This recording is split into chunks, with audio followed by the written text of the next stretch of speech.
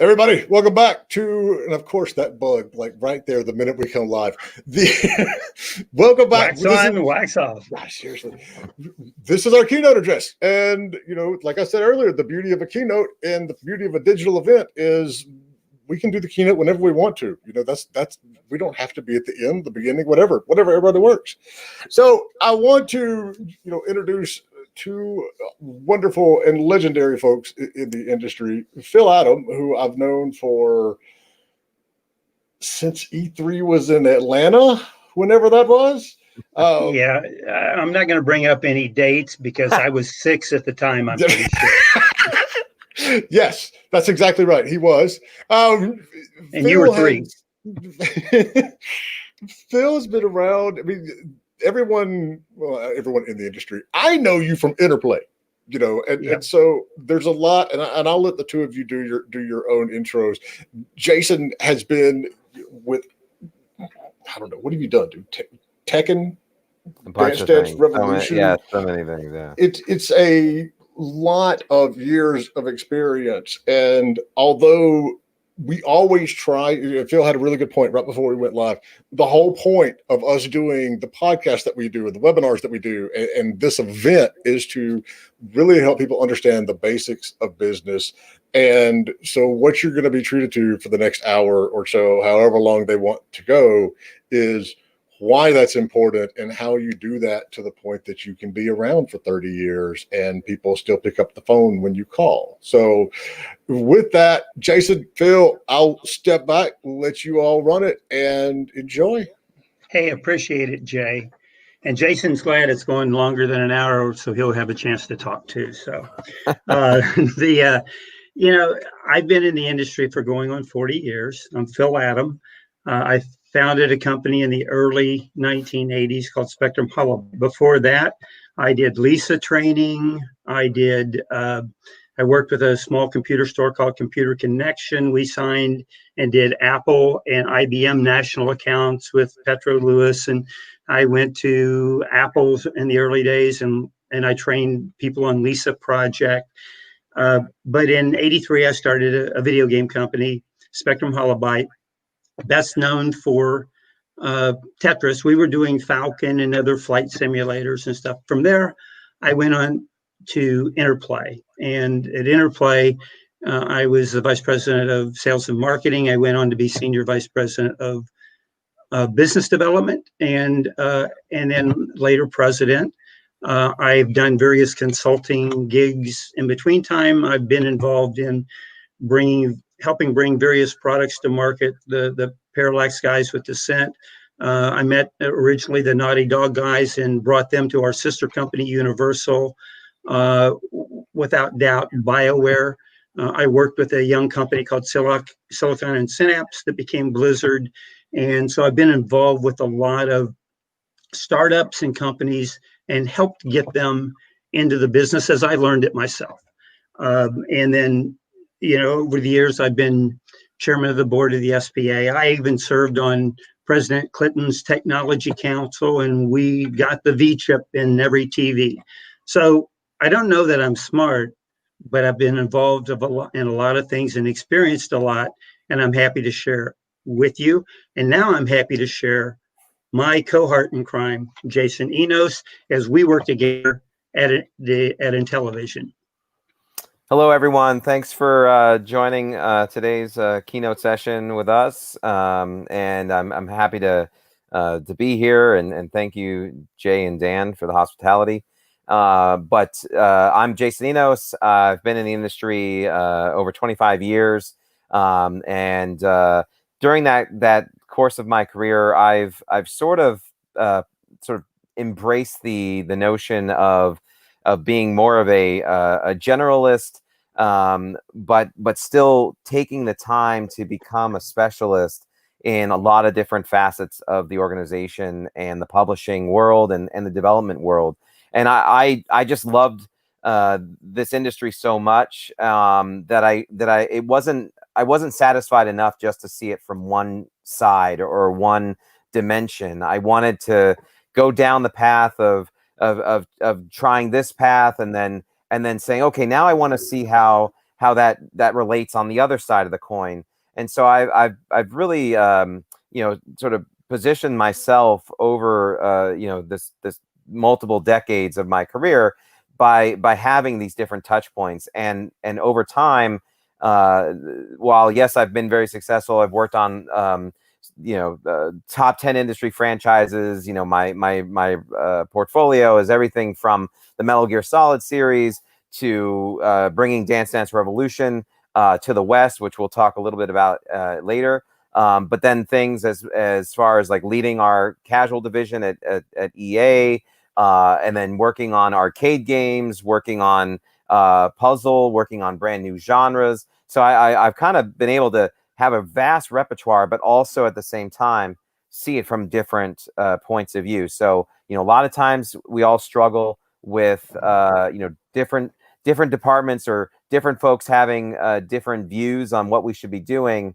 And sometimes it's hard to step into the other person's shoes. And I wanted to be that person that could understand both sides. And once you understand both sides, and we'll talk a bit about this today as well, you can really just have so much more power in what you're trying to do, and ultimately probably do even more above and beyond what you could have done if you'd only approached it from one direction. So excited to be talking, and happy to share a lot of our stories.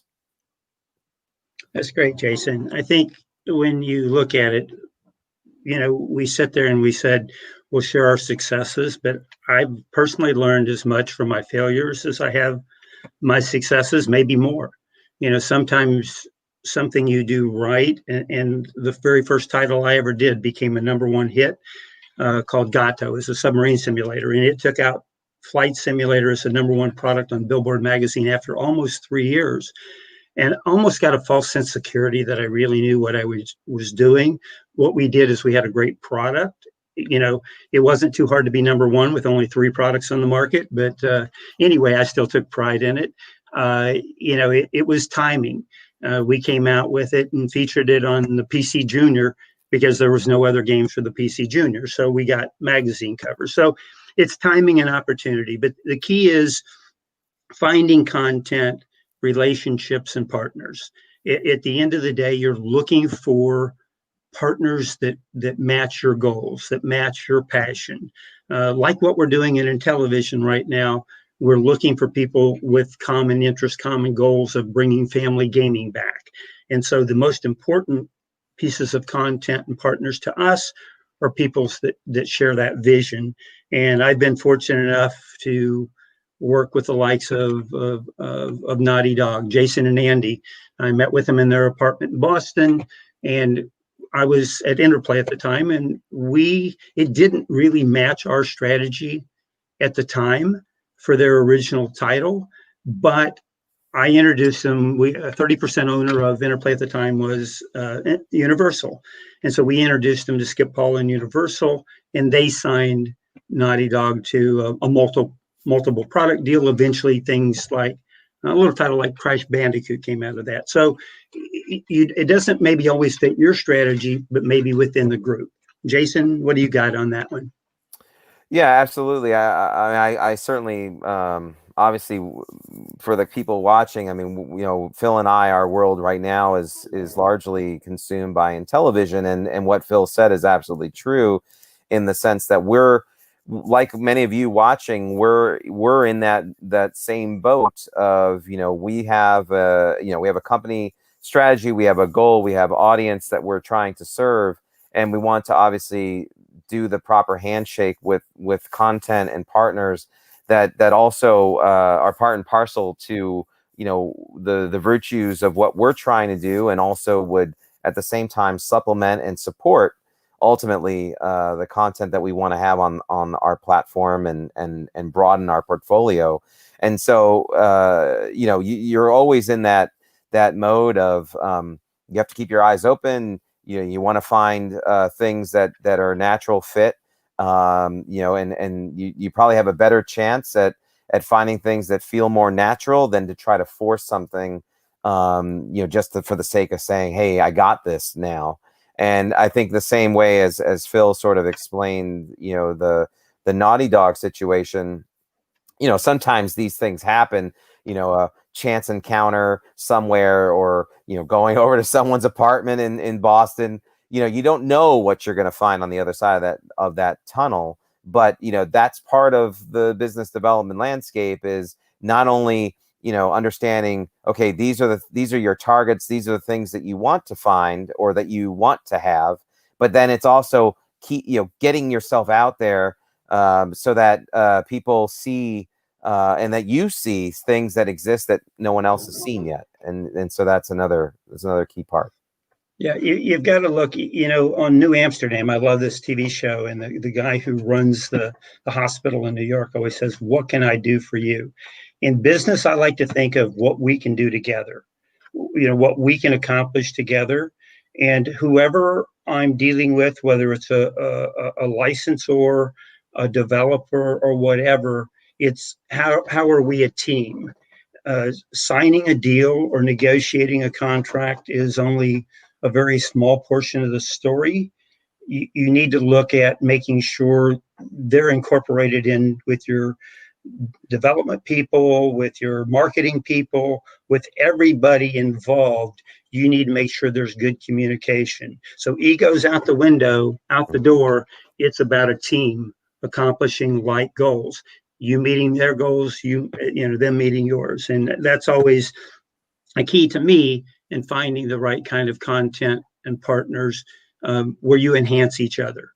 And and I'll jump in here and tell kind of a very brief version of the story of finding content. So when I was at Konami, very early days of joining, I had sort of been monitoring what was happening in Japan with this whole explosion around music gaming. And this was really before it had ever really even shown up here in the States. I mean, there might have been one or two software releases in the States at that time. But I had previously worked also in the music business. So I kind of came in with the lens of like, okay, there's lots of people who love music. There's obviously a lot of people that love games. And now that we're getting to a point on technology to have a better fusion of the two, we'd have an opportunity to carve out either a new audience or appeal to basically a larger audience of folks. And so here, I'm at Konami, and at that time, I mean, they were just crushing it over in Japan. I mean, they basically had, the de facto great music game experiences. And so, Dance Dance Revolution being one of those crown jewels, I basically said to our, US office, we need to bring this out immediately. We need to build a plan. This is going to be huge.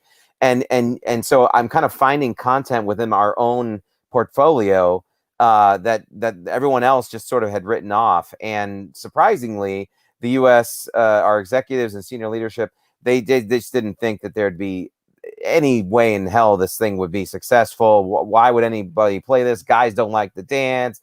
Girls don't really play games. I mean, it was kind of those stereotypical views, but they were sort of missing the larger point, which was that music's universal. This is a game that's actually very accessible. It's something that's very approachable. It's something that actually does invite both,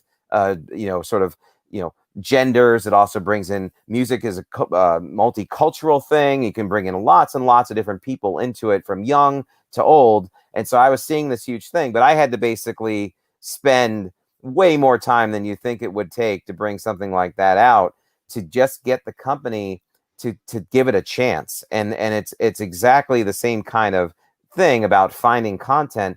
Sometimes, and this is one of our other sort of important messages, is that keep in mind that somebody else's trash is very much someone else's treasure. And no question, Jason. That's a great point. And I was just going to add to that just by saying, here's a perfect example where, Dance Dance Revolution went on to being, millions and millions and millions of units sold worldwide. And at one point in time, the company didn't even want to give it the time of day, and largely would not have been here in the West had I not just kept pushing and not giving up. I was ready to basically risk my credibility, risk my job, put every black poker chip on the table and risk it all because I believed in it. And sometimes you need to have that level of, perseverance and willingness to take it that far. If you really believe strongly in something, and and you see the merits that no one else is seeing, that's a sign, and you should run with it. It doesn't always work out, to Phil's earlier point. Even if it doesn't, you probably learn so much in the process. You probably gain so much more insight going forward in the rest of your career and other endeavors that you find later on, and it might help you get better perspective in finding those treasures. But yeah, you got to be willing to do that. Thank you for Dance Dance Revolution. You let me now keep up with Travolta. So, anyway, but it's funny how different things like that work, different opportunities. I remember when Jeff Braun over at Maxis came and saw Gilman and I at Spectrum Holobyte and showed us this thing called SimCity. And it looked pretty good. We liked it. We wanted to do it. And then they said, we've got this jet fighter simulation. It was a real simple jet fighter game. And we were doing Falcon, an F-16 flight simulator, very serious. And it didn't match our portfolio. And they wanted us to take both. And we were a small company, and we couldn't do it. It was too much and probably good for them. But I kept a good relationship with those guys. They understood why it didn't fit with us at the time. I moved on a few years later down to Interplay, and there was a thing called the CD-ROM, and multimedia came about. So I went back to Maxis and said, hey, you guys are doing a PC version. What if we added a bunch of video, added other things, made it a multimedia product? What do you think about that? They go, great. We have no interest. We don't want to spend the money. We did a deal, and we brought out the CD-ROM multimedia version of SimCity at Interplay. And of course, a few years later, EA bought Maxis, and of course, then they had to buy back the sales rights from us at Interplay so they could produce in the product. So you want to make sure that you kind of keep those relationships going. One other example of a game that I think people didn't take very serious was a little game that I looked at in the mid to late 80s called Tetris. I was in London, and Jim McConaughey, the head of our Microsoft, which was our UK division, says, Phil, I got something to show you. And he showed me this game that had just some blocks falling. There was no scoring system. There was nothing else. And he says, I think this could be a good tabletop game. With $4.95, something cheap, we just throw out there. And they all went to dinner, and I said, I'd join you in 15 minutes. And the next morning they came in at 7:00, and I was still playing. And I said, guys, it's more than a parlor game. This is something unique and special. And it's kind of funny, John Cook, if you know him from Bad Management, worked there. And Eugene Evans, who is a senior VP at Wizards of the Coast or whatever, was there that night. And I said, Jim, we got to do this. This is the Lay's potato chip of the video game world. You can't play it just once. Every time you play it, you get a little better and a little better. And then I took it back to Gilman on the development side, and he says, well, let's add the music and the scoring system. And we added a lot to it to make it into something unique. And I think at one time, it was one of the largest selling games of all time across all platforms. Different business opportunities happen. I showed it to a guy named Ron Judy in the back of a limo at CES in Vegas, who happened to be the president of Nintendo Europe. And that got them started on it. And, then it became part and parcel to what would be good for the Game Boy. And of course, I didn't do the deal. There's another business story in itself with the whole Tenga Nintendo thing many years ago. But you've got to make sure that you find the right content. And other people said they wanted Tetris, but we kind of had a deal wrapped up before they could look at it because we responded quickly.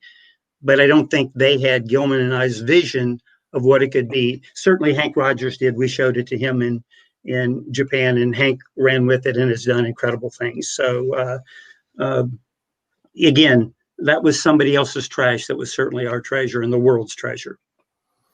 And yeah, I mean, that's still, I mean, it's such a fascinating story. I mean, I love when you talk about the Tetris stuff because, obviously growing up, at that time being when the Game Boy launched, that was really my first entry into Tetris, although there's still tons of history way before it ever showed up, on the Game Boy. And so, having the opportunity to work with you now and hearing, a lot of those behind the scenes, stories and just how it all kind of pulled together. It could easily be a book, could easily be a movie.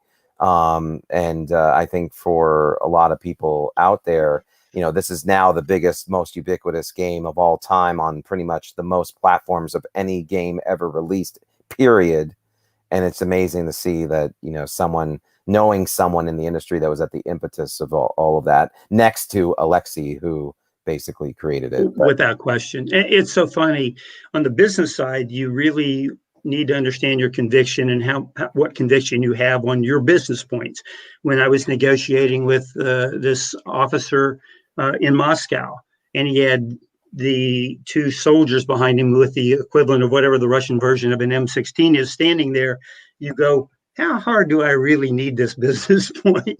It makes you think. And it's a good thing that I was naive and raised in Missouri. I didn't know any better. But sometimes in business, naivety is the key to success. When everybody else thinks you can't do it, but you believe you can, it's that driving passion that sometimes makes it happen. So how do you beat the odds, so to speak? So I think we've kind of covered that side of it pretty well. What's our next slide, Jason? And so I was going to turn some of the conversation now to especially for some of the folks that might be tuning in, whether you're just starting out in this business, or you've been in the business for a while. Maybe you've got some content that you've built. Maybe you've got some game ideas that you're trying to either get other people to take notice, or that you're trying to basically get interest from others to make your games more relevant or bigger footprint. How do you really do that? When you're basically this, kind of small fish in the big pond. How do you navigate it? How do you get traction? How do you get people to even listen, pick up that phone? Like to what Jay said in the beginning. So I thought we'd talk a little bit about just some of our own lessons and just some advice in this area, because it does apply to everyone jumping in, and even to today, Phil and I being in television, we're also somewhat of the new small fish in the larger industry pond. So everyone goes through this, no matter. I thought that was Microsoft and Sony. That's us. Shoot, tag on it. Yeah, is this Shark Week? No. I don't think so. And don't get me wrong, you have to have respect for these people and the success that they've had and what they've accomplished. And we're going up against, it's really not competition in our case, because we're kind of going after a different market, but we still are fighting for shelf space. We're still fighting for attention.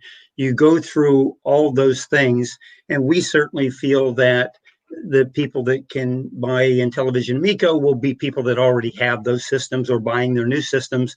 I certainly have their systems and don't intend to not play them, but this is a different kind of system. So how do you compete as a smaller fish in a big pond? Jason, I've got a couple stories, but if you want to kind of kick it off, you're welcome to, or I can dig into a couple. Yeah, no, not sure, absolutely.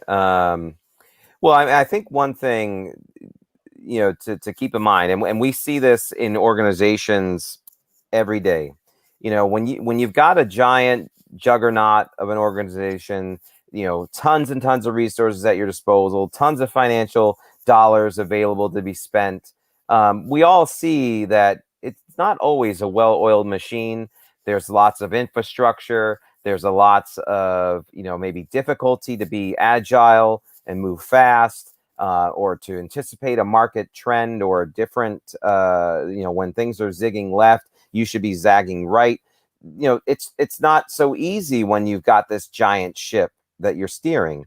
But when you are small, and whether you're a startup or you're, a 2-person team, 5-person agency, just getting out there, to kind of build up some business. I mean, the fact is that you're going to put every hour you've got to do whatever it needs to be done. And if you need to go upside down, left, right, turn around 360, 180 degrees, like, you guys will be able to pull it off a lot faster and that becomes an advantage. It's also a disadvantage in some ways. You don't have all the dollars that the big companies have. You don't have all the legs and bodies that the big companies have. But when it comes to trying to appeal to a partner or appeal to a developer or to sort of position yourself as why they should go with you as opposed to the big company or someone who's maybe more established, it's like, look, I can give you a lot more attention and care that I will take every day in and out, way beyond, maybe what the bigger, machine would do. And it's not to say that the big machine can't do a good job. It's just that you're not the center of focus. You're not the thing that drives them every day to do what they said that they would do for you. So Jason, are you saying I can be a bigger fish in this little small pond? Can I? I'm saying, yeah, like I'm saying, the little engine that can very well be the big engine that gets you to the finish line. Is the point, without being too metaphorical. But I mean, that's a big word for me in Missouri, metaphorical, but I'll go with it. I'm going to look it up on the internet. Oh, Phil. But it's ultimately, how do you set yourself apart? This is business 101. At the end of the day, competition's everywhere, whether it's at an individual level, at a corporate level, at a developer level, your platform that you're supporting, whatever, you're always going to be pitted against the realities around you. And it's how well you either take it in stride, position yourself, challenge the competition, do something different from the competition, reinvent yourself if necessary. All these things it's about perseverance. I tried not to use too many cliches here, but if you get knocked down, it's how good you get back up and keep pressing. And this is exactly the point. It's like when you're a small fish, you could just sit there and, oh, wallow me, I'm a small fish, nobody talks to me, no one knows me.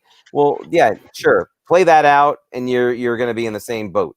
But you should just continue to push yourself out there, because that's what the best business development folks do, is that they just get back out there. They keep looking for content. Okay, this door's shut for now, it's shut, but like, let's go and explore these other doors. And eventually, if you do what you're doing and if you do it right, the doors that were once shut will be a lot easier to walk through and open in the future. It's just, you've got to start building some small wins. You got to start believing in what you're doing and how you can read what's happening around you and better position yourself so that you're not just viewed as the small fish. They're like, well, you know what?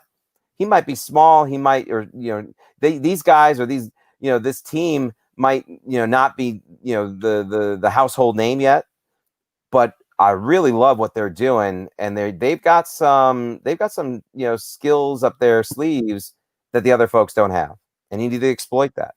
You're building your credibility, and I always have a little story I tell. I say, I don't take good enough notes to lie.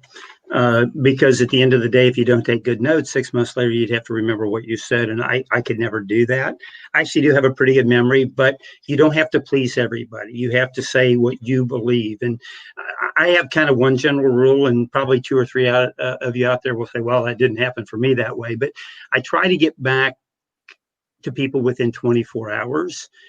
I try to, if somebody says, hey, can you call me tomorrow? I go, no, I can talk to you in 2 weeks because I've got this and this and this going. Be straightforward with people, build your credibility. I try to answer everybody within 24 to 48 hours. And if I can't, I'll shoot them a note and say, hey, can you ping me in a couple of weeks? I'm buried right now. It's not hitting my barometer or whatever. And for this reason, and being straightforward with people, building that credibility. And one interview, and I forget who it was probably my hometown newspaper in Monroe City, Missouri of 2,500, but it was, what do you do better, or what's unique about you? And I say, well, I think I say no pretty well because I don't procrastinate. I don't sit there and string somebody along for 3 months and then say no. Up front, I say no pretty quickly, or whatever, or yes, because ultimately people get on with life. And I've had a lot of people come back to me with another product idea a year later, basically going, hey, uh, you know, you were straightforward with me. I figured I'd give you another shot. I'd get in there and pitch this to you again, because they knew I would be straightforward with them. They knew I would be honest with them. Plus, they wanted critiques of how to better pitch or sell their product, but they knew they get something very unique or straight from me. So I've always tried to, or pride myself in that. I mean, I didn't always do it, but I learned to do it from experience. Yeah, just to add to that, I mean, it's a little similar theme, but a lot of times I'll participate in panels about how do you get into the video game industry, and you get a bunch of people up on the panel, and they all start talking about their personal stories, and I think for a lot of people in the audience, there's this sort of this view like, oh, there's this one magical path to get into the video game industry, but then we all start talking, and you quickly realize that every single one of us has a different way of getting into the industry, which makes it more fascinating. But one of the things that I always kind of center back around, and it's a key thing that goes beyond just getting a job in the industry. It's just even how to manage life is a lot of times, and as surprising as it might sound, the big difference between somebody getting the job, not getting the job, someone getting that second date, or even a first date, or not getting a date, or someone who's going to get called upon to be given a chance to do something. A lot of times it really comes down to being the person that just shows up. And I know it sounds crazy, but this day and age, these types of things of getting back to someone in 24 hours, doing a follow-up, doing a thank you for taking some time, or even being willing to sort of ask someone to take some time. I mean, if you don't ask, you're not going to get a yes or a no, but just being the person that's willing to ask, being the person that's willing to do the follow-up, being the person that sends a letter, if people still actually write letters, but it actually does, these little things do make a difference. And sometimes, you know what? I went with the person who was consistent, kept following up, seemed interested. Pleasantly persistent. You got it, Yeah. Jason. Yeah. It's so funny. I always say the only stupid question is one that you don't ask, although I've asked a few that were right on the edge. But if you don't ask, you don't know. You can't sit there and feel guilty about not knowing something. And when you build your own social network of people in the business community, usually there's somebody you can go to who has experienced that can advise you or share their experience. And any experience I share with somebody doesn't mean I'm right or wrong. It's just something I've shared that they can collectively take into their decision-making process. And I hope it helps them. So if you're going to go out and ask, you've got to be willing to share. One quick story, a guy many years ago, when I was president of Spectrum Holobyte, called me. I didn't have time to deal with him during the day. It was a hectic day. I don't know what was going on. So I gave him my home office number, and I told him to call me at 10 o'clock at night. He called me at 10 o'clock at night. I spent about a half hour with him answering this question. He was starting to start up a company. I can't remember who it was. He said, "Gosh, Phil, you've helped me so much. What can I do for you?" I says, "Well, 10 years from now, when you're successful or you've done something right and somebody asks you a question, give them a half hour of your time and you'll have paid me back in spades." And that's kind of what sets us apart at Intellivision, is that's the mentality we have. We work as a team. There are rock stars across the board, but there's none. Everybody contributes. Everybody takes pride in working together and going to people to find an answer. Because if I can't get it from one person, I can get it from somebody else. And everybody pulls together in making things happen.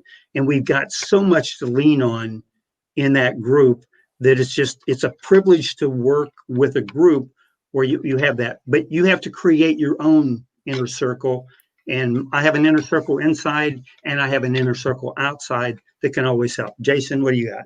I'll give a very quick story. It'll be the ultra abridged version. But the way I first got into this industry, I was 14, and I managed to get a job working at Sega.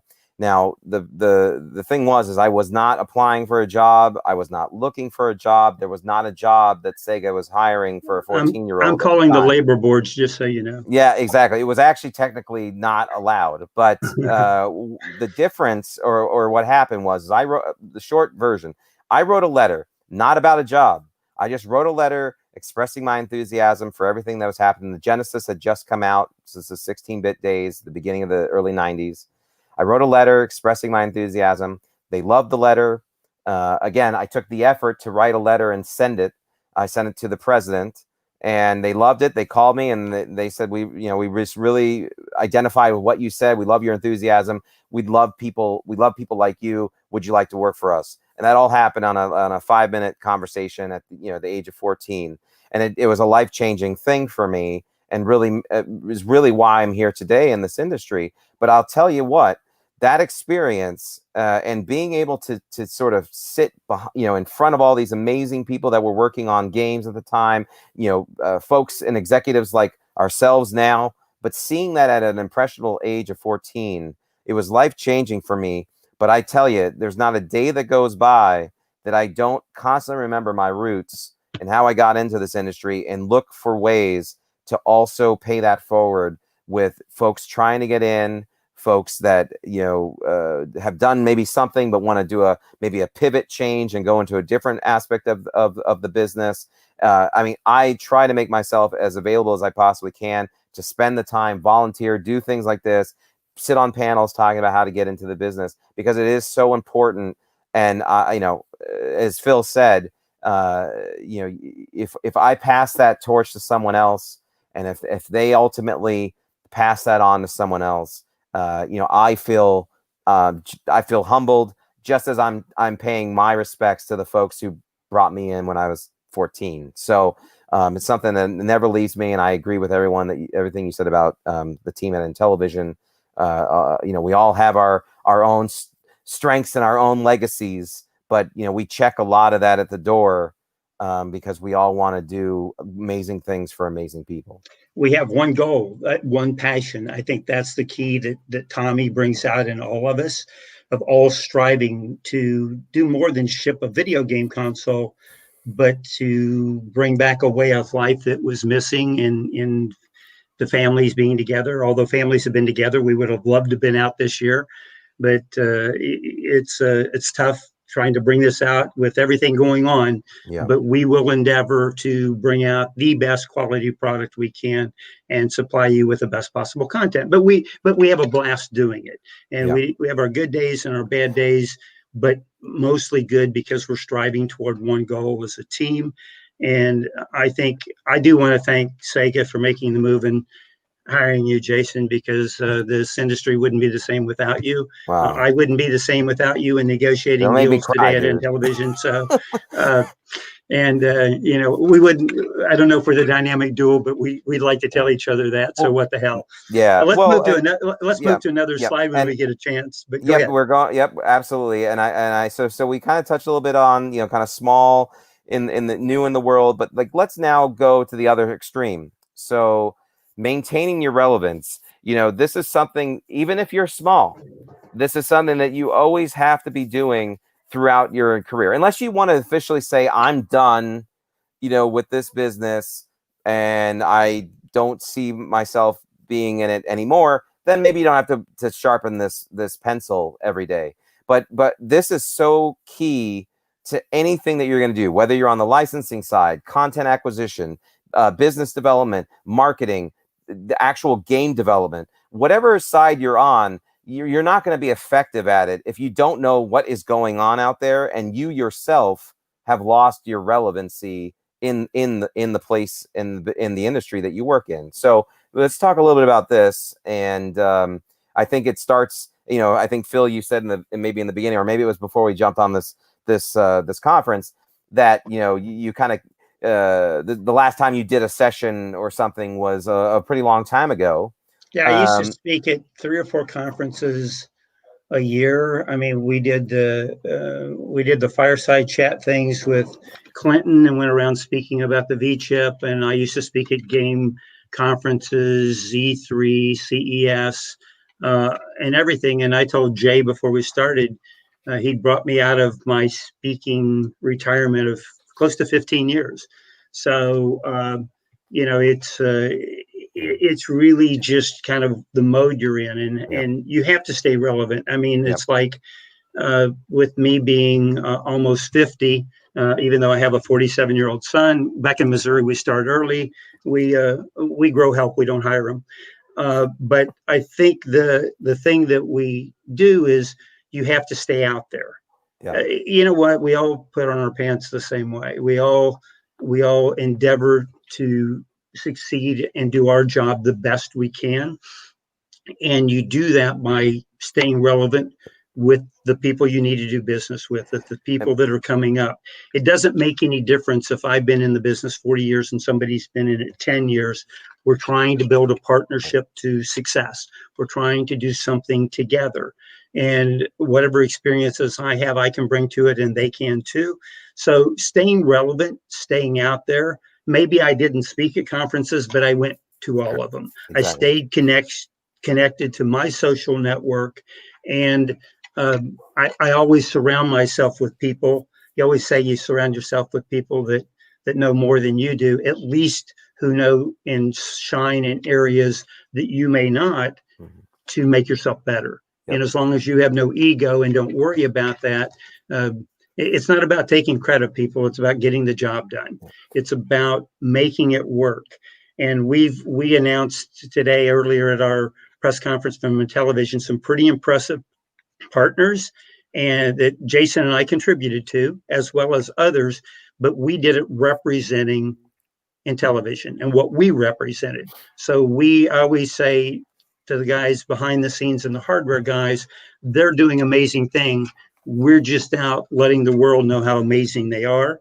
We just get to bring out the good news, so to speak, or deal with the bad news, and then we blame them. So I'm gonna speed up a bit just because I know time and I want to make sure we get to the next section. But one of the other key things in this area is I'll just touch on very easily, and I know this is business 101 for a lot of you, but it's so important, especially in the entertainment industry, is never burn your bridges.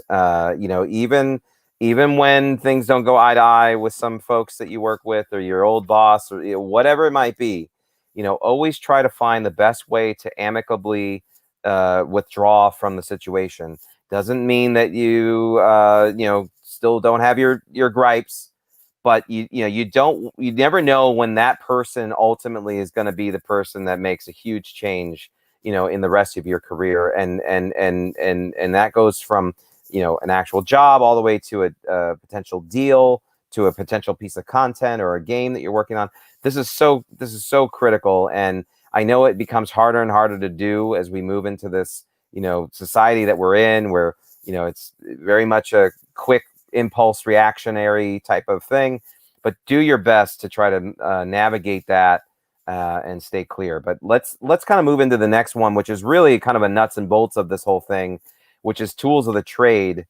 And it's so hard for a session like this to give you in 50 minutes the Bible of, there's the roadmap of everything you should do. But we're going to try to touch a little bit about these very quickly. Yeah, and I think, Jason, you did a great job at getting this down to bullet points rather than dissertations, or we would have never gotten through. And Jason and I laugh because I'm the key to brevity, although I do talk a lot. And Jason really likes to plug away, but I think we both have our own style. It's actually what I think makes us work well together. But this is exactly right. Things that work. Having similar goals and business basics with who you're talking with, who you're engaging. You can go after several licensees and what's just the best fit for your company. Well, it's a lot easier to do business with people that share your goals and your passion for what you're doing, and the chances of being successful is better. Also, balanced relationships tend to work better too, because you have respect for each other. You share the workload, you share the risk, and you share the goal. And that's kind of what you need to sometimes do to be successful. And understand your audience. When I go into a business relationship, a business meeting, I do a lot of research. Jason spends 3 days on it. I spend about an hour. And then I look for him to talk the most, and I still talk more. But I think what you do is you really understand what makes them tick, what works for them, and you make sure it works for you, and explain and ask questions. Too many people talk too much. I can even fall prey to that at times. Ask my wife. But I think that ask questions. I partially wrote a book for Montgomery Ward years ago as a commission salesman called QFAB: question, feature, advantage, benefit. Stop and think, ask a question, talk about the feature, what the advantage and the benefit to both parties. So you break it down to 101. And don't feel bad about that you have different experience level than the person to talk to. Ask questions. I learned a lot from people when I first got into business, because most of my peer presidents were pretty full of themselves. I'd ask them one question and they talk for an hour. And so I learned by listening to the greats, and I'm not going to say who they are after I prefaced it with that situation, but you always learn a lot. And sometimes I consider myself a teacher. A teacher learns 90% of the time to be relevant. That's the only thing I wanted to add to it. Business Basics 101, Jason. Well, I mean, I just think on basics, I mean, obviously the core foundation of, solid ethic, background, the way you conduct yourself, courteous, consistency, dependability. I mean, all of these qualities are key and part and parcel to whatever industry that we're talking about. This could be the conference for Fortune 500 companies, and business basics and ethics is so critical.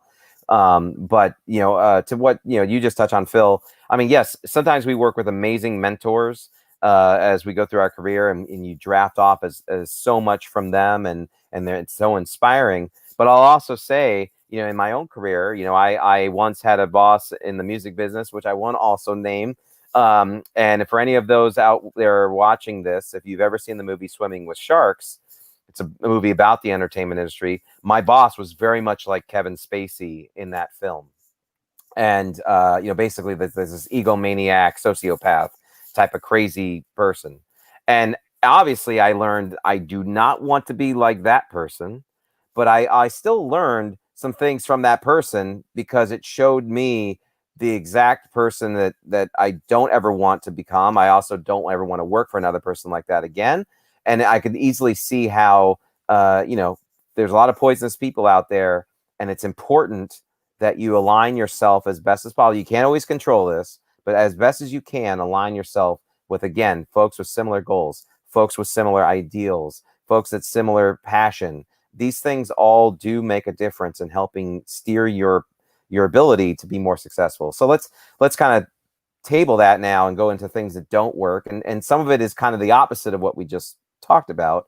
But obviously a mismatch in expectations can sometimes create, obviously frustration along the way, but it can also sort of unravel, things just in a much deeper way. A perfect example is if, we see this all the time, a publisher versus a developer. Developer is thinking it's going to be X, Y, and Z. Publisher thinks, well, no, it's going to be this, this, and this. They don't actually have the same expectations. That leads to problems. Maybe things don't pan out as well as they do. There's other sort of,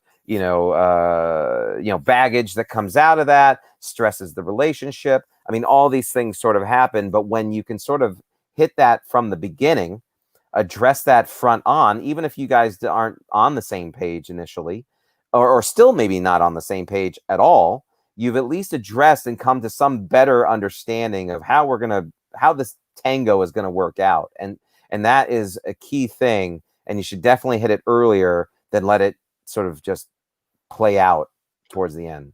Well, being a guy that was involved with Tetris, and we didn't really have round holes, but you can't put a square peg in a round hole, or you can't put the wrong block in the wrong place, or you die.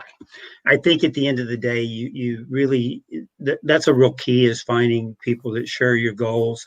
I mean, I know with me, I joined in television for that very reason, because Tommy Tallarico believed and was passionate in what he was doing, and every single person that's come there follows that mantra. We believe we're doing something unique and special.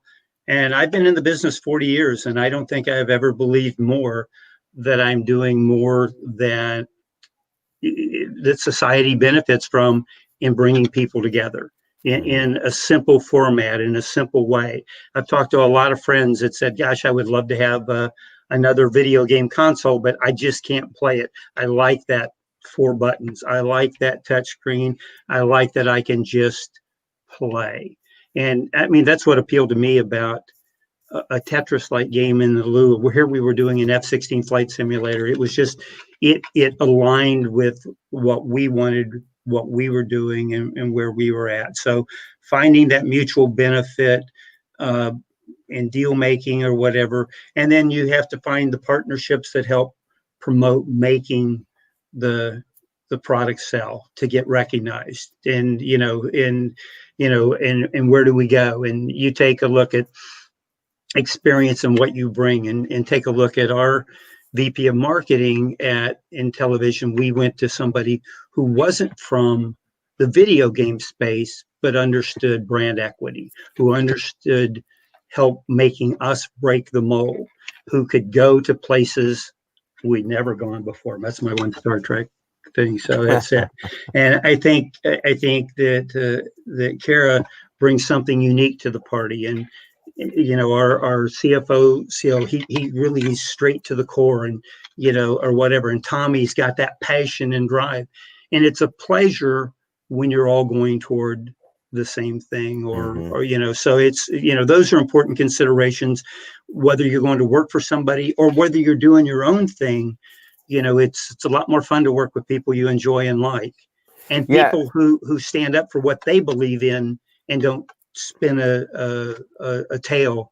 They're passionate about it. Jason. Well, no, and that's a great segue too of kind of this second point about what doesn't work is sort of we put other priorities, and you could, and what we meant by that really is there's a lot of times where you're engaging with another party, you're engaging with a potential partner, and you have your goals in mind, but they might be entirely incentivized in a different way. For them, it may not necessarily be about doing the right thing. It may not necessarily be about partnering with the right group that shares the same vision as their company. They may be incentivized like, look, I just need to get 10 deals done this quarter and I'm good. And I have to make my budget. Yeah, or I have to hit my revenue targets or whatever. And so you have to also have a little bit of kind of reading the temperature in the room, being a little bit more cognizant of situations where not only is there maybe a misalignment in expectations, or maybe there's also that disconnect in having similar goals, but you guys are not even on the same solar system in terms of how you're approaching this potential partnership from the very earliest stages of development. And when you quickly get to know that, and I say quickly, it's not something that you're just going to quickly know tomorrow. It takes a lot of time of going through this and reading and understanding and sort of just your gut instincts. But sometimes it's almost better to just say, look, all right, you say this to yourself, this is probably, even though I really would love to engage with somebody like this and a partner like this, they're just not in the same wheelhouse that I need my partner to be in. And I know sometimes it's tough to make that call, but that's definitely ultimately the right call to make, because it's going to lead to a lot of the other great sort of X factors and synergies that happen when you've got the right partners that share those goals, that want to be, in the front lines, in the trenches with you, shoulder to shoulder.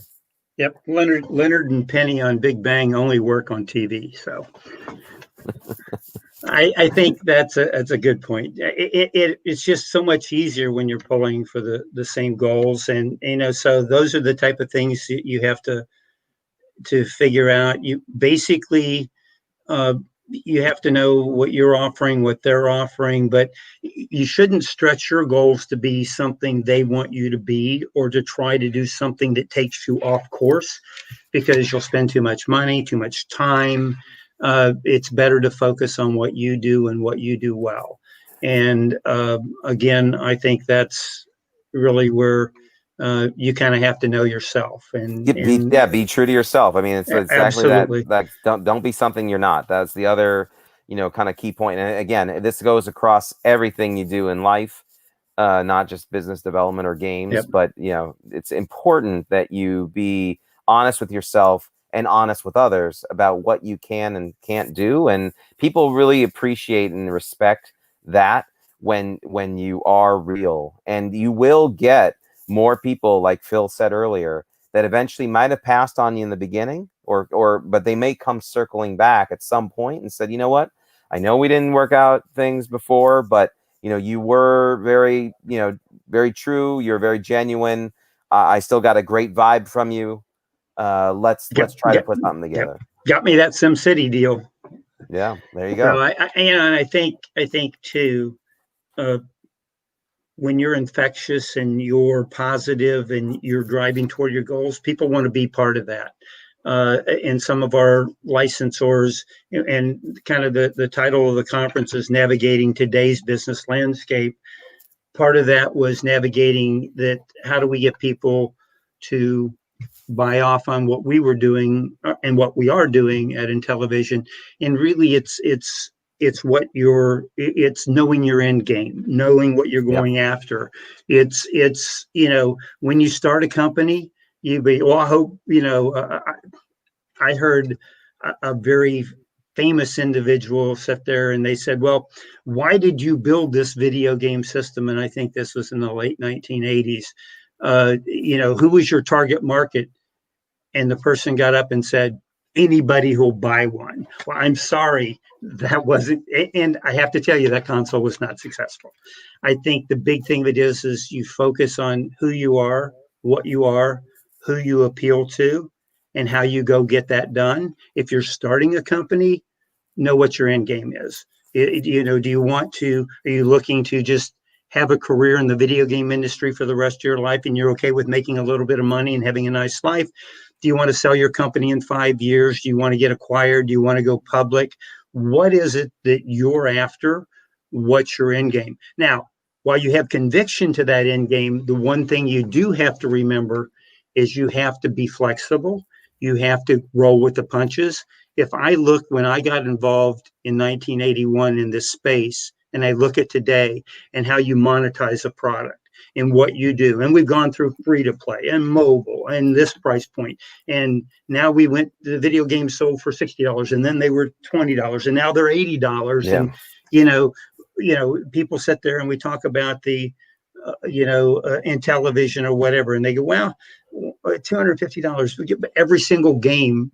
There's no add-ons. It's $10 or less. And, it is what it is. And certainly we'll probably make games down the road later on in life that cost more because we put more money and value into it. But I think there's a lot of value in there because of our commitment to bring family gaming back. And that's what we're doing, and our commitment to bring something unique and different to it. We understand our end game, and that's what we're driving for.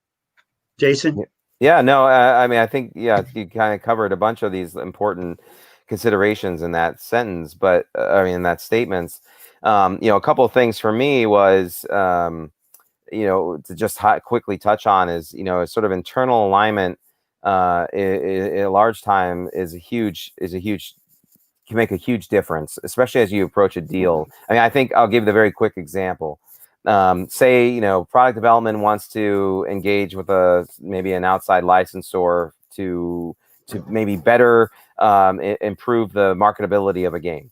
Meanwhile, the marketing department or the publishing organization also sees value in that license, but maybe the way they want to leverage the license is very different than maybe how the product development team wants to leverage it inside the game. Or quite honestly, maybe the product development team doesn't want, for whatever reason, to go deep into sort of making the entire game all feel like it's you know, an infomercial for the license. Meanwhile, the publishing organization, that's what they want.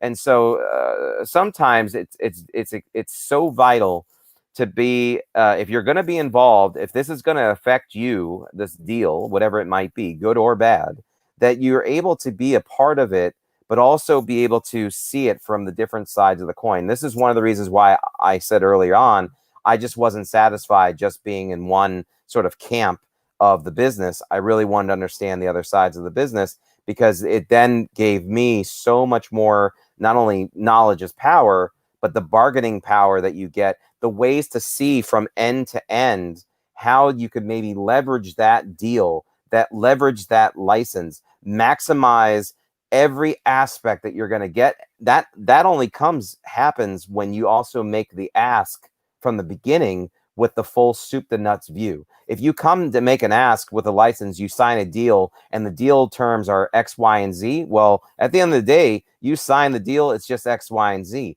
But you could have probably approached it, and I'm sure Phil would add to this, if you know all the things that you truly, truly want out of it, do it, get the deal, get that same deal, and you get a lot more in store for how you could take advantage and build a bigger partnership. But if you don't, if you just stick to your own view, if you don't have internal alignment on how to really make it a bigger thing, you're really missing out on the maximizing potential of that.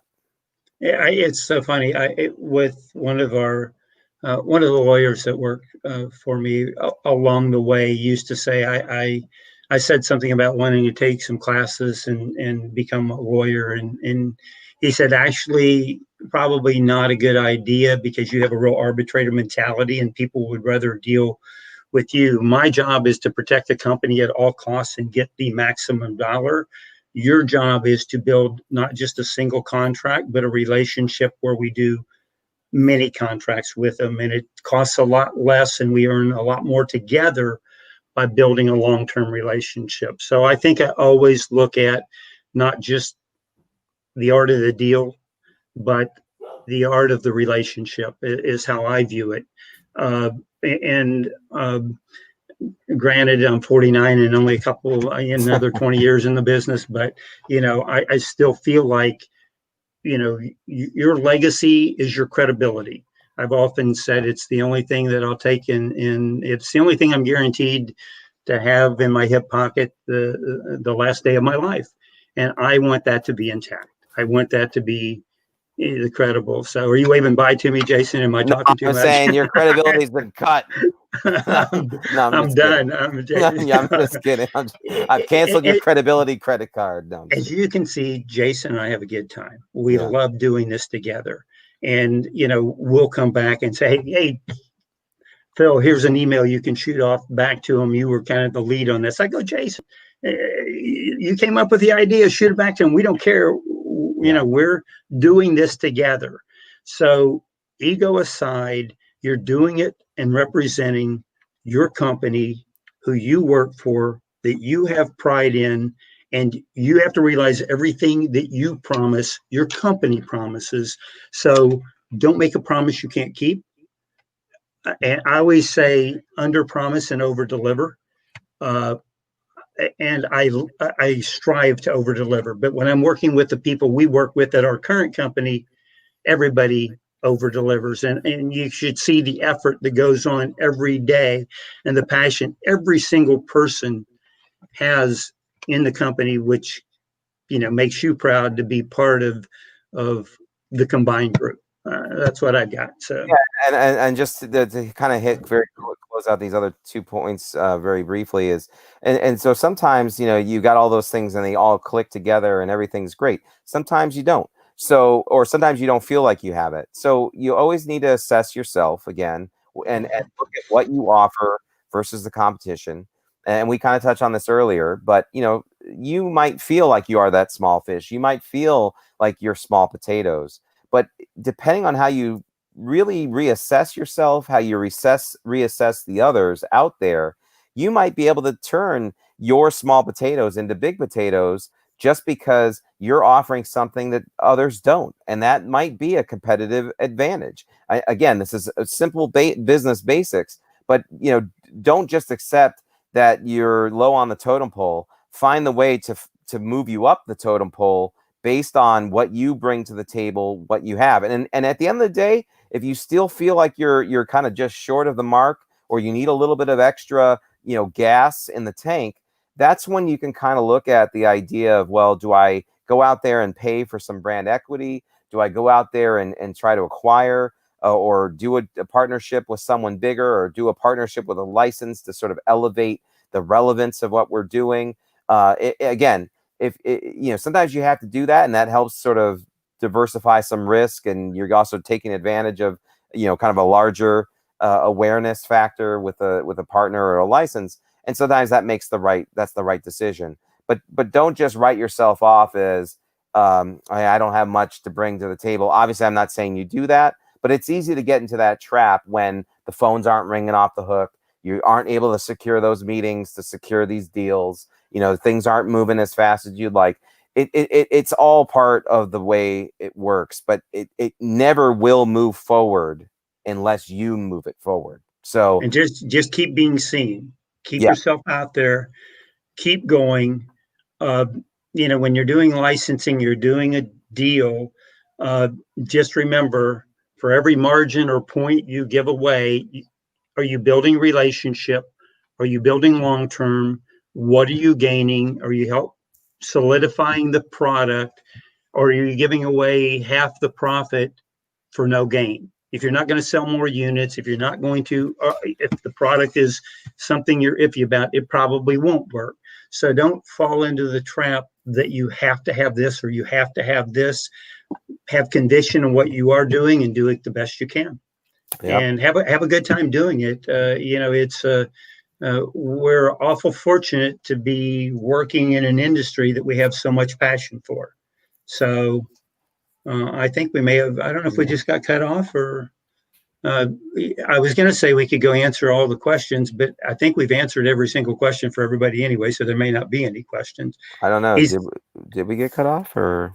I don't really know. Dan Long. No, you're still live. Okay. You're still live. There's Dan and Jason. So yeah, I figured there weren't a lot of questions because we answered every single one for the three people that were watching us today. So but we can't hear you, Jay. You're muted, Jay. Jason. Mm-hmm. Yep. Right.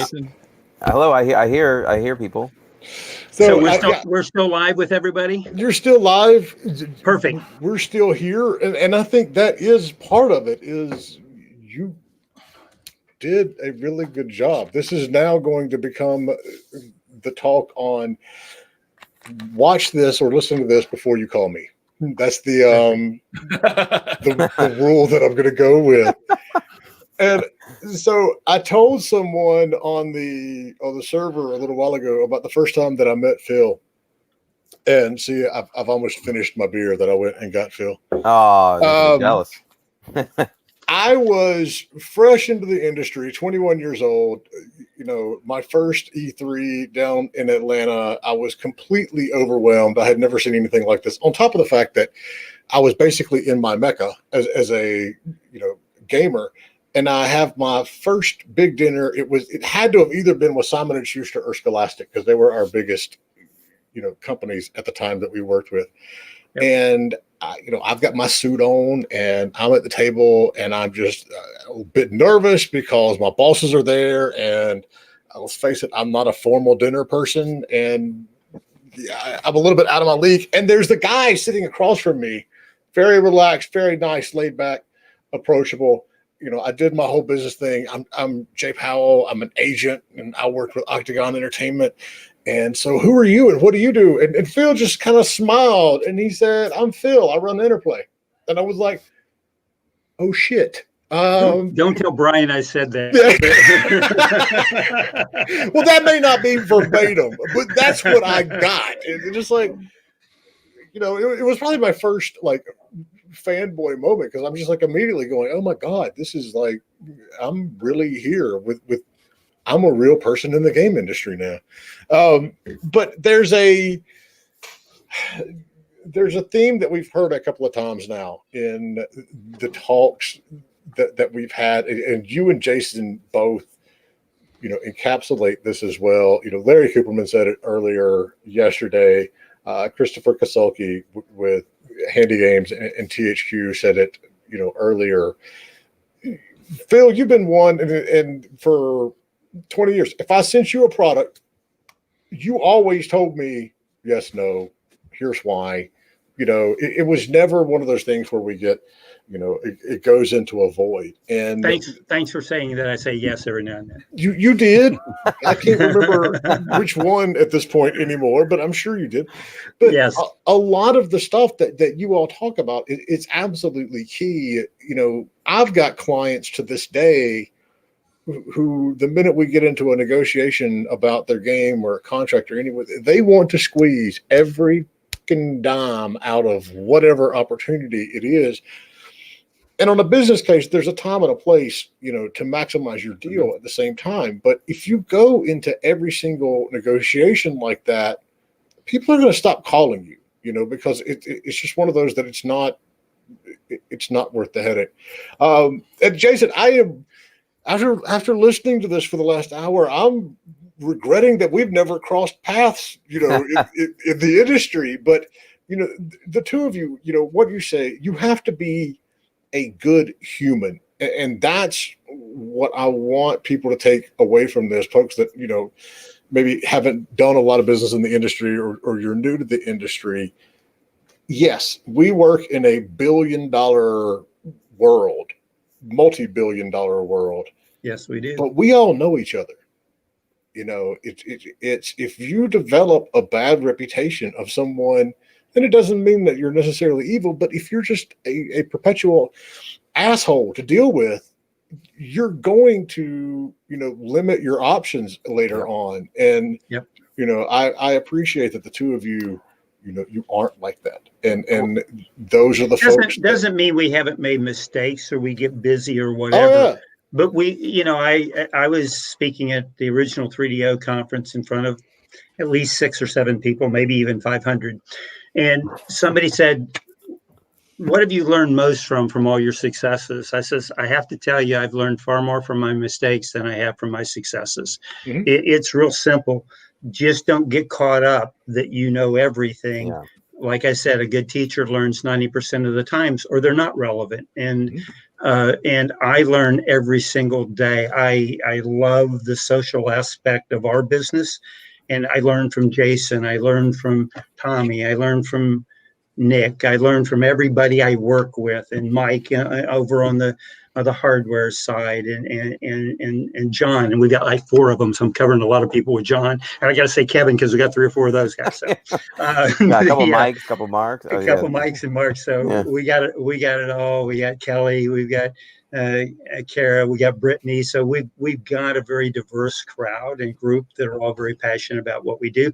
So I feel like it's a privilege to work in the business, and I enjoy giving back because of so many people that have given to me over the years. I think there's a certain feeling that you get that richness sometimes comes from that reward rather than monetary. And at the end of the day, you're all going for the goal. And if you do your job right and whatever, that part will come too. But you have to build a foundation. And that foundation for me wasn't getting every penny out of a deal. It was building a relationship that was 4 or 5 products long. And when we were the small guy, we had to, because we understood that, BioWare eventually sold to EA.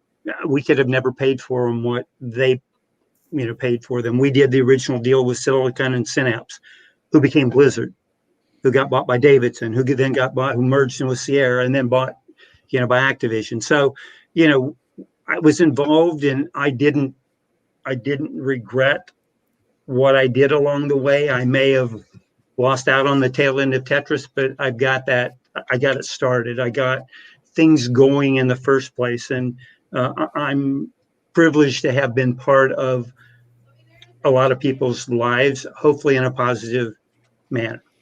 Jason. And Jay, I mean, I appreciate what you said earlier too. Just being, you need to be like a good person, and and that's something that I've tried to embrace even before I went into like the working world. But one of the things that and I'll say this, for everyone that's still listening or eventually watches this, and it's a different view than I think a lot of people take but I sort of adopted it very early on, was that I always viewed our industry, when you look at it, if you step back and look at the 1,000-foot view, our industry is sort of this working ecosystem. It's a life stream. It's a living organism. If you treat it that way, then no matter what side or what company that you might be working in at any one given point in time in this business, you should actually more view it as you are actually, all of you, even your competitors, all of you are actually working for the same organism. You're just working from a different side of it. And at some point, you're going to need to shift to another part of the organism.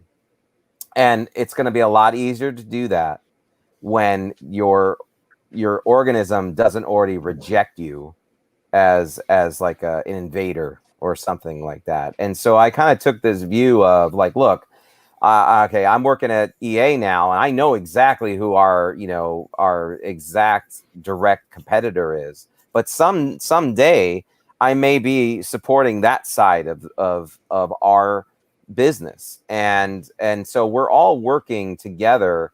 Actually, it's just that we're all working from different sides of it, and you have to realize that one day you may want to get on that other side, or you need to get on the other side, or so again, not burning bridges, still maintaining a good credibility, a good reputation, trying to keep your egos or your quest for more title or more this or more that, trying to keep that stuff checked and trying to be more genuine, more humble.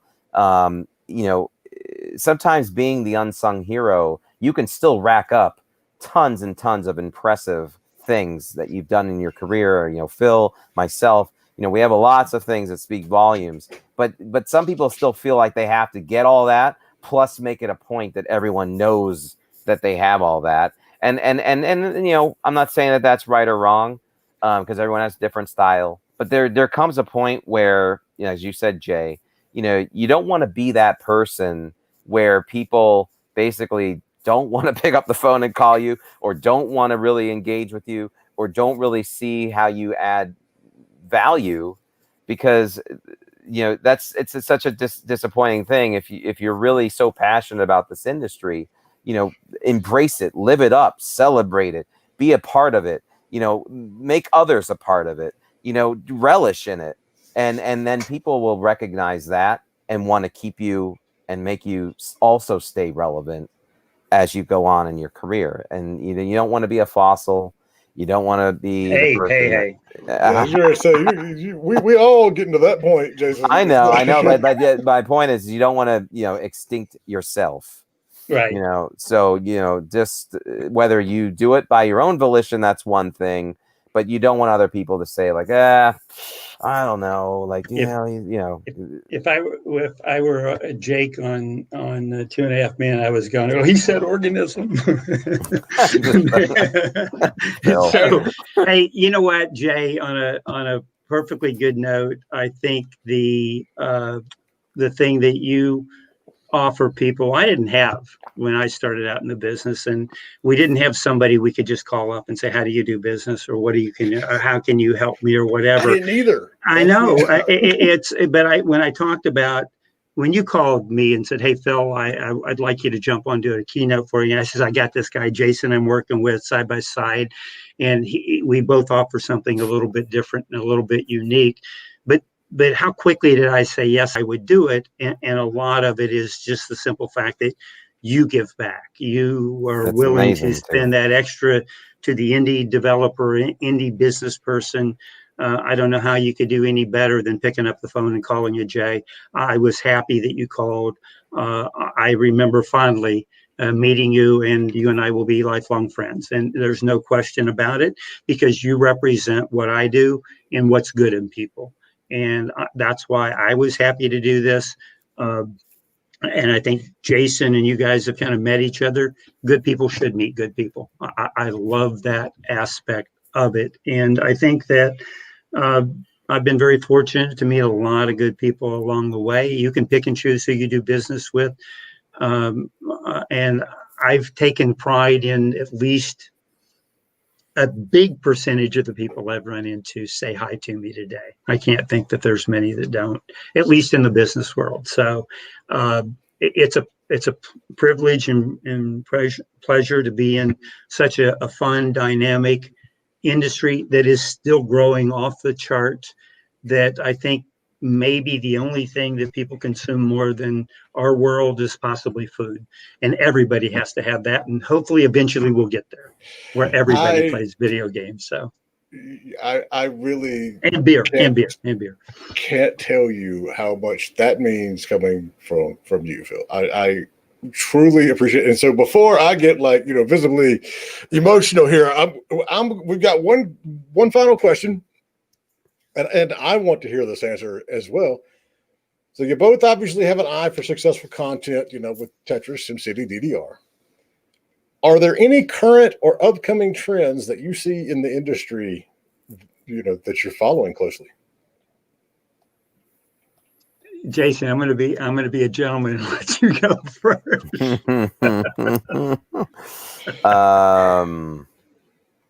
Well, I think for me, and it somewhat directly ties into what we're doing right now and in television.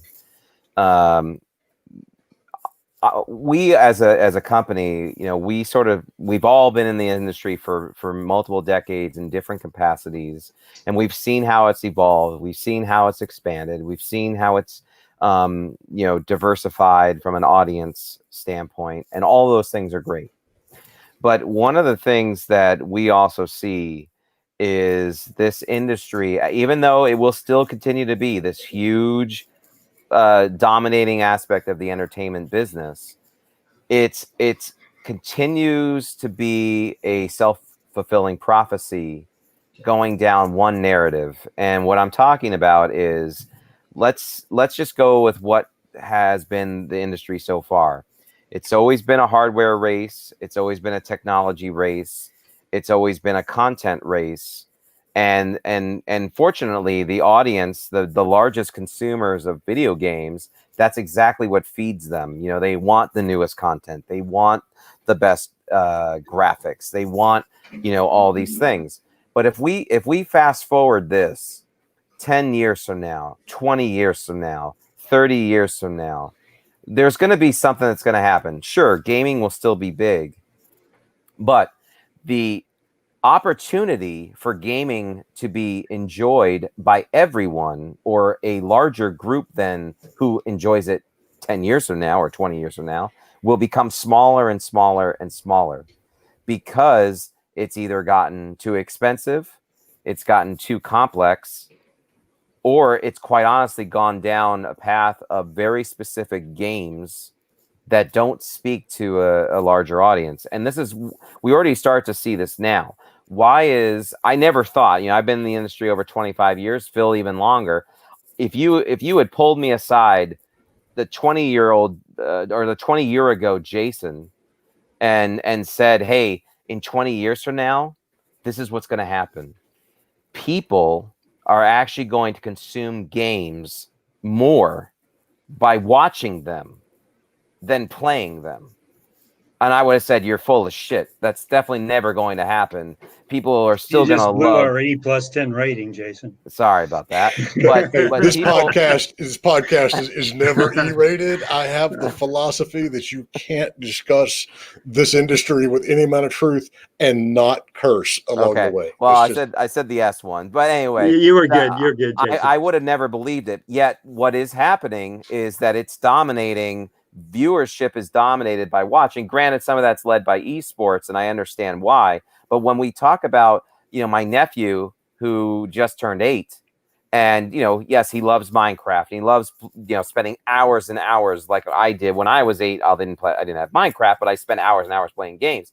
But like he also consumes tons and tons of hours watching games. So 20 years from now, 30 years from now, the amount of people that are going to actually be able to play games is going to be so much less. It's going to be more consuming. So my point is the trend, to answer the question, I still hearken back to what we're doing at Intellivision, which is it's not always about the market leader, best graphics, the technology edge. Sometimes it comes down to innovation, cool, different design ideas, different ways of playing games, the engagement, the mechanics, the story, the creativity. Like these are things that you can't steal over generations of time. They are unique and they last forever.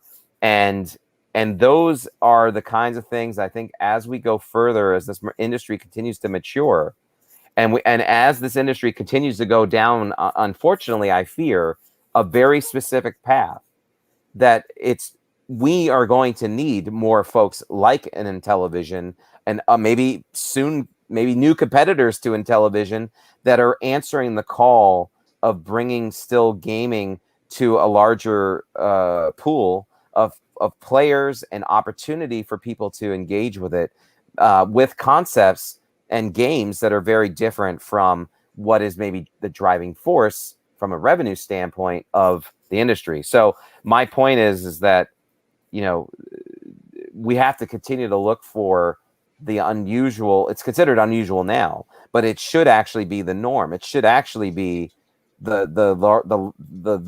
just another part of our business. And I fear that we're just putting all of our eggs in too many little baskets. We need to be looking at those other baskets. Yep, and we're looking at what, to Jason's point, and I'll be brief, that we're really looking at, and not that you weren't, Jason, that was actually good. I could not have said it that well. But we're looking at how people spend their leisure time. We're not just selling a game or game console. We're vying for people's leisure time, very affordable leisure time, I might add, at a relatively low cost. People can't go to the movie theater right now. We don't know how long before you can gather with over 100 or 500, but they can gather around the TV, and Disney's new Mulan will debut on Apple TV, or whatever. $30 for a rental. Plus, yeah.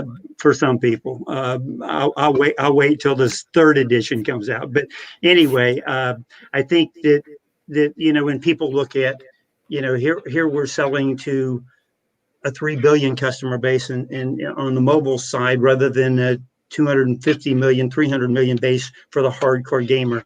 We're trying to make it so it's entertainment for everyone. It's gaming for everyone. We're not just selling one thing. And somebody says, well, but I can play a game on mobile. Yeah, you see 4 different people sitting around a couch, each with their mobile game, not communicating, not talking. Our best memories, mine was playing Little League Baseball. It's doing things with others. It is having fun together, bringing people, families together. And that's the trend we see today. That trend could change. Certainly, I'm excited about new PlayStation and Xboxes coming out, because their graphics and sound are going to be better than ever. I just don't know if I'll know how to play them on the buttons. I know I can pick up something simple, and have a good time. And that's why we're after this particular trend, because we see it's something that can benefit a lot of people. I guess that would be ours. And unless you have quite a few $1 million to develop for other platforms, you independently, you can do mobile games, but there's so many mobile games. We're very focused. And I think, like Jason said, there'll be competitors to what we're doing, but we like that. We like building that market. It's a blast. Couldn't be happier. And just very quickly, because we kind of skirted this, throughout the entire session until just now. I mean, obviously, this pandemic and this situation is beyond difficult on so many fronts, and it's a terrible thing that's happening. But I mean, if there was any silver lining to it, is the fact that it's basically forced everyone into different ways of thinking, and not only in the way that we live our lives and the way we value our lives, but also in the way a business might still find a way to get to weather the storm and still provide for audiences out there. And so we've kind of entered into a uncharted territory in trying new business models that honestly I don't think we would have ever gotten to. Maybe eventually, maybe like another 10 or 20 years, where maybe Hollywood would have said, oh, we spend so much time on a yearly basis pushing distribution of our film into theatrical markets. But you know what, we're going to go day and date. You'll be able to VOD this for $20-$30 on Friday, when it's also going to be in the theater. I don't think we would have seen that in any immediate point in time. Yet now we see, and not only do we see it now because of the situation, but it's also creating so much new data metrics and analysis that is just feeding into this engine that now Hollywood's saying, whoa, hold on, maybe we don't need to work so tough in securing distribution in theatrical, and maybe we can build a very sustainable revenue generating business off of day and date. We got a huge $500 million budgeted film for the summer. We're going bam right there, and then family gets it, stays at home. Family time is being more valued more than ever because we have to sort of stay home and embrace that. And so now we're just going straight to home. And I think we're seeing it with games, obviously, because gaming is off the charts during this situation. Thank God, because we could have obviously been on a totally different side of that, and people, with not discretionary income or more worried about, the economics of the future, maybe not being able to buy games. Fortunately, they've needed something to sort of fill time and also get the family together. So we've been fortunate there, but it's also opened doors and opportunities that we've never been faced with before. So I think this is another area that quite yet still hasn't played out what's all going to happen because of what's transpired so far. But it opens amazingly new possibilities that I think we wouldn't have seen right off the bat or anytime soon. So, and whoever asked that question, I thank them. That was a good question. I don't know if we answered it very well, because we kind of gave more of what we feel today, but that's a great question, looking for the trends, and maybe you can help set the trend. Well, all right. So I've got one final question from me before we let you all go. It's been many years since I ran into Tommy at a conference. Is he still wear the same outfits in the office that he used to wear? You're going to get us in trouble. Yes, he wears. He's Tommy. You talking about a guy who's E3 himself. And you can find Tommy in a heartbeat. Yep. Tommy walks to a beat of his own drum. I love the beat. Just so you know, he's a music man. He is driven. He has passion. I think Jason and I would both agree. I'll speak for myself. I love being one of his wingmen because he's so passionate about what he does. And,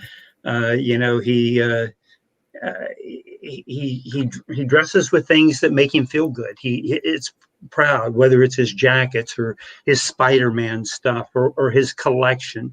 Oh my gosh, what a passionate individual.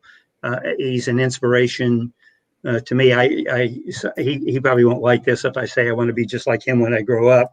But I actually am privileged to share the same birthday with Tommy. But you know what? It's one of those things. And Ed Daly was the same way for years. Ed's a big dude. He's 6'3", 6'4", and he wore Hawaiian print shirts at conferences, and you could find Ed. The same thing. You knew when Tommy came in the room, right there. It didn't blend in. I was walking around in my little suit and everything, like all the other little suits. And it's you have to have an identity. All right, I have to at this point. Hey, Jason, let Jason answer this. Don't let Yeah. me be the only one to hang up here.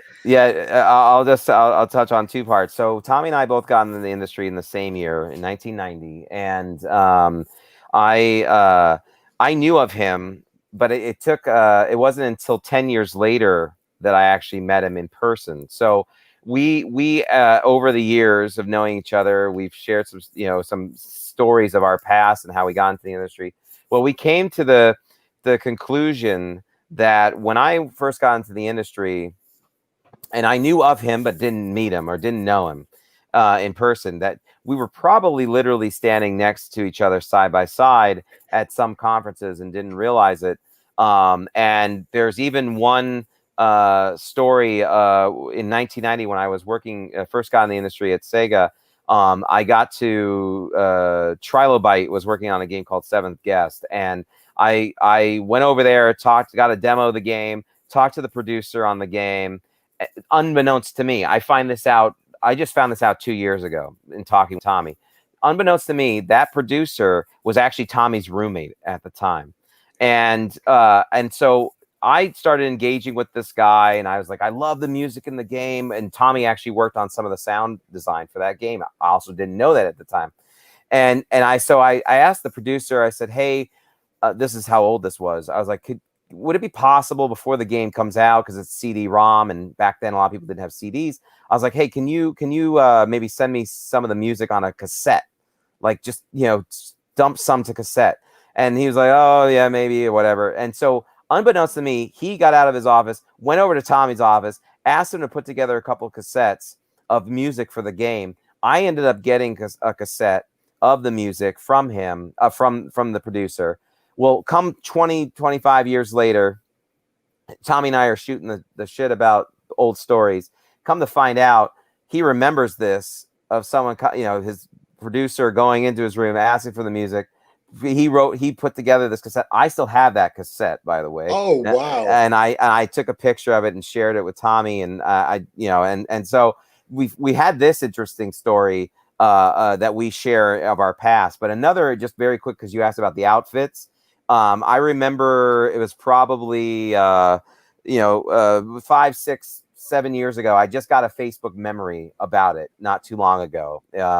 And it was like, oh, remember this story? You were at Brazil Game Show, and Tommy was there. He happened to be visiting. I think he had a Video Games Live performance at the same time, and kind of dovetailed it into Brazil Game Show. And it's so funny. Brazil Game Show is like Gamescom and E3 combined, and it's just massive. It's just ginormous amounts of people.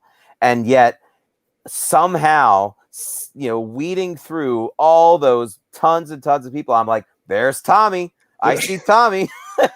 And so it totally, even in Brazil, I mean, obviously I don't look very Brazilian. Maybe Tommy could pass a little bit more with his Italian roots. But needless to say, I was like, there's Tommy. And so it was so cool to see him, in the whole other side of the world. And we we had a chance to just, chat for a bit, and then we went off our different directions. But yeah, knowing the guy now, 20 years, over 20 years directly, but knowing, we got in the industry 30 years ago together.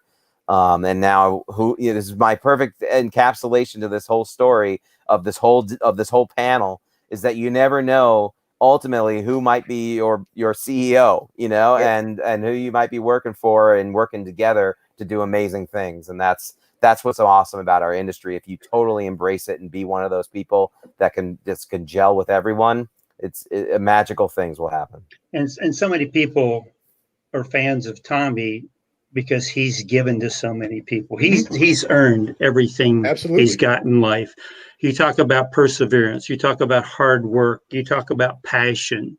The guy absolutely, he cares. He absolutely cares. He cares about people. He wears his heart on his sleeve at times, and but at the end of the day, what he gives in times, and he does all these things on YouTube and interviews with all the Intellivision fans and stuff like that.